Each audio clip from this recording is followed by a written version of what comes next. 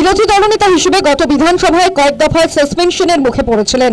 ভিতরে অধিবেশন চললেও ঢুকতে পারেননি শুভেন্দু অধিকারী। বিধানসভার বাইরে সাংবাদিক সম্মেলন করে আক্রমণ শানাতেন সে সময় রাজ্যের শাসক দল তৃণমূলকে। বিধানসভার ভোট পরবর্তী পরিস্থিতি বদলেছে। বিরোধী দলনেতা থেকে রাজ্যের মুখ্যমন্ত্রী হয়েছেন শুভেন্দু অধিকারী। আর মুখ্যমন্ত্রী হয়ে বুধবার প্রথমবার বিধানসভায় পা রাখলেন শুভেন্দু অধিকারী। বিধায়ক হিসেবে শপথ নিতে বুধবার বিধানসভায় যান রাজ্যের নতুন মুখ্যমন্ত্রী। রেড কার্পেটে তাকে অভ্যর্থনা জানানো হয় বিধানসভায়। প্রোটোকল মেনে প্রথম স্পিকার তাপস রায় অভ্যর্থনা জানান মুখ্যমন্ত্রী শুভেন্দু অধিকারীকে। দেওয়া হয় গার্ড অফ অনার। পরে বিধানসভা চত্বরে থাকা আম্বেদকর মূর্তির সামনে গিয়ে ফুল দিয়ে শ্রদ্ধার্ঘ্য নিবেদন করেন। বিধানসভা ভবনে প্রবেশের আগে জুতো খুলে বিধানসভার সিঁড়িতে সাষ্টাঙ্গে প্রণাম করেন নতুন মুখ্যমন্ত্রী।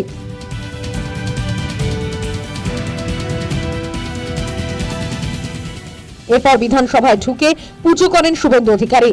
পরে ভবানীপুরের বিধায়ক হিসেবে শপথ নিয়ে বেরিয়ে রাজ্যের নতুন মুখ্যমন্ত্রী সাফ জানিয়ে দেন, নতুন সরকারের দায়বদ্ধতা থাকবে বিধানসভার প্রতি, কোনো কিছু আর গোপনীয় থাকবে না।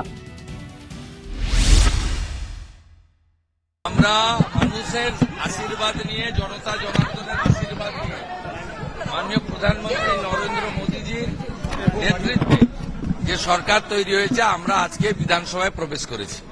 এখানেই আইন তৈরি হবে, এখানেই বাজেট পেশ হবে এবং এই বিধানসভার প্রতি দায়বদ্ধতা সরকারের থাকবে। আপনারা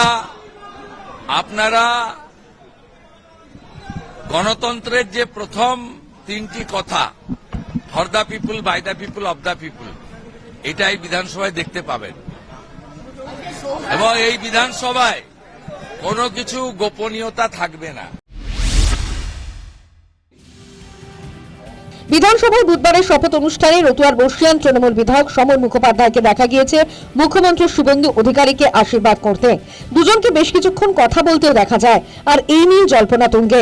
দুজনের মধ্যে কি নিয়ে কথা সে বিষয়ে কিছু ভাঙতে চাননি মুখ্যমন্ত্রী। তবে দাবি করেছেন তৃণমূলের বহু বিধায়ক স্বাধীন হয়েছেন বলে জানিয়েছেন তাকে। আমাকে কি বলছে ওটা আমি বলবো না। ব্যক্তিগতভাবে তার রাজনৈতিক মতাদর্শে ভিন্নতা থাকতে পারে।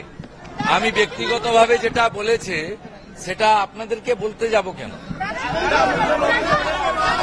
আমি বলছি নাম না করে, তৃণমূলের একাধিক বিধায়ক আমাকে বলেছেন যে আমরা স্বাধীনতা পেলাম। পূর্বতন তৃণমূল জামানায় বিধানসভায় বিরোধীদের অধিকার খর্বের অভিযোগ প্রায়শই উঠত। বিধানসভার অন্দরে কি চলছে তা জনসমক্ষেও আসতে না দেবার অভিযোগ ছিল। সরকার বদলের পর বিধানসভা অতীতের সরকারের রীতি থেকে বেরিয়ে আসতে পারবে বলে মনে করছে ওয়াকিবহাল মহল। News time.